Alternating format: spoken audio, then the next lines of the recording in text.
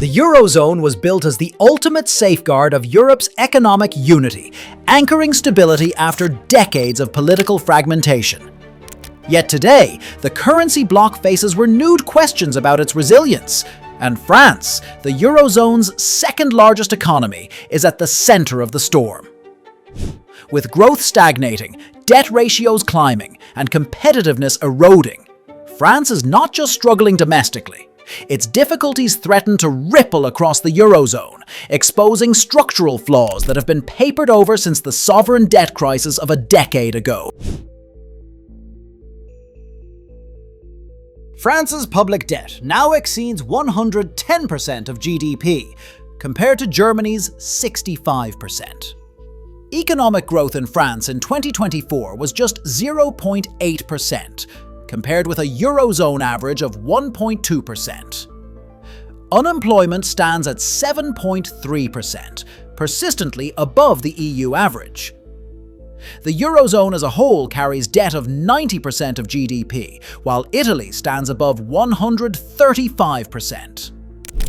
Inflation, once seen as transitory, still hovers around 3%, complicating the European Central Bank's strategy. The current account deficit in France reached its widest level in decades, reflecting a structural competitiveness gap against Germany and Northern Europe. These numbers show why investors are beginning to question whether Europe's economic heart is as strong as its monetary framework suggests.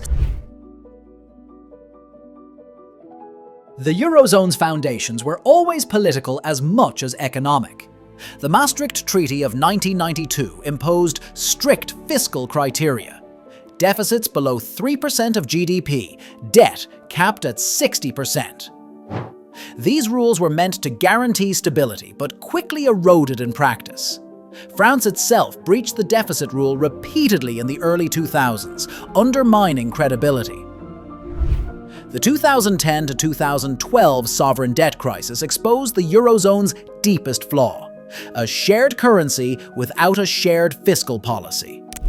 Greece, Portugal, Spain, and Italy bore the brunt, but France was not immune. While Germany benefited from export surpluses, France's competitiveness eroded. The crisis was contained through ECB intervention, Mario Draghi's "whatever it takes" pledge, but the underlying imbalance remained.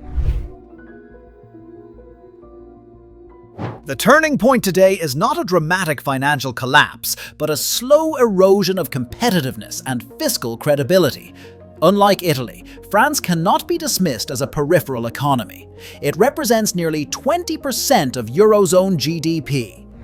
Yet its trade balance is deteriorating, manufacturing base shrinking, and debt trajectory rising. Credit agencies warn of downgrades, and bond spreads against Germany are widening. The Eurozone's strength has always rested on the Franco-German axis. If France falters, the entire system risks losing equilibrium. Three structural pressures define France's fragility and, by extension, the Eurozone's. 1. Fiscal sustainability. With debt above 110% of GDP, France is constrained. Unlike the US, it cannot print the euro. Fiscal flexibility is limited by EU rules and market scrutiny. 2.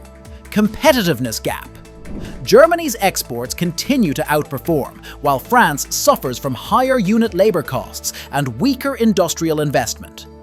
The single currency locks both countries into one exchange rate, amplifying the divergence.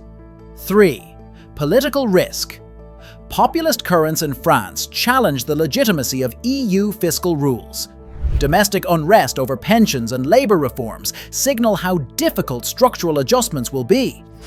The result is a Eurozone core economy sliding into the same trap that ensnared its periphery a decade ago, but with far greater systemic consequences. Looking forward, three systemic scenarios lie ahead. Baseline scenario: France muddles through with low growth and high debt. The ECB provides stability with cautious rate cuts. Markets tolerate higher spreads, and the Eurozone survives, but under persistent strain. Stress scenario. Global interest rates remain elevated. France faces downgrades, and bond yields surge. Investors demand a risk premium, sparking renewed fears of sovereign debt contagion across southern Europe. Reform scenario. France implements structural reforms, labor flexibility, investment in productivity, fiscal consolidation. Growth revives modestly, restoring confidence and stabilizing debt dynamics. Wildcard scenario. Political shocks, such as a populist victory in France, undermine fiscal discipline and EU solidarity. A serious confrontation between Paris and Brussels triggers doubts about the euro's long-term cohesion. Each scenario has profound implications for Europe's role in the global economy. The Eurozone is not simply another currency bloc, it is the world's second reserve currency. Its stability is a global public good. The deepest risk is contagion. If investors lose faith in France's ability to manage debt, yields spike not only in Paris but across Rome, Madrid, and Athens. The ECB faces a dilemma: intervene aggressively, risking moral hazard, or hold back and watch fragmentation accelerate. Either choice threatens credibility. The Eurozone's architecture, designed to prevent crisis, could itself amplify it. The backbone of European stability, shared currency, shared market, becomes a transmission mechanism for instability. France's economic struggles are not just a national issue, they are a systemic warning. The Eurozone can endure weak peripheries, it cannot endure a faltering France. The critical question is whether Europe's leaders will act before crisis forces their hand. If strategy, history, economics, and finance shape the world, this is where they converge. Subscribe now and join the conversation.